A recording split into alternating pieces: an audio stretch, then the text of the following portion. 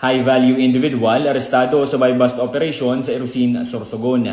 Arestado ang isang high-value individual matapos magsagawa ng matagumpay na buy-bust operation ang pinagsanib na puwersa ng PDEU, PSOU ng Sorsogon Police Provincial Office, katuwang ang Irusin Municipal Drug Enforcement Unit at Sorsogon First Provincial Mobile Force Company sa bayan ng Irusin, lalawigan ng Sorsogon. Kinilala ang sospek sa alias na Gino, 37 taong gulang na kabilang sa Regional Recalibrated Database on Illegal Drugs. Na-recover mula sa operasyon ang 4 na heat-sealed transparent plastic sachet na naglalaman ng hinihinalang shabu na may kabuoang timbang na humigit kumulang 0.63 gramo. Isinagawa ang marking at inventory ng mga nakuhang ebidensya sa presensya ng sospek at mga kinatawan mula sa media at barangay alinsunod sa itinakdang proseso ng batas. Batay sa verifikasyon ng mga autoridad, lumabas na may kinakaharap ding kaso ang sospek kaugnay ng paglabag sa Section 10 ng Republic Act 7610 o Special Protection of Children Against Abuse, Exploitation and Discrimination Act.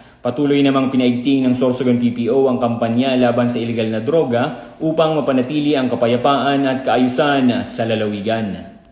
Mula dito sa Sorsogon Police Provincial Office, ako po si Police Corporal Chris Gupela para sa Police News Network.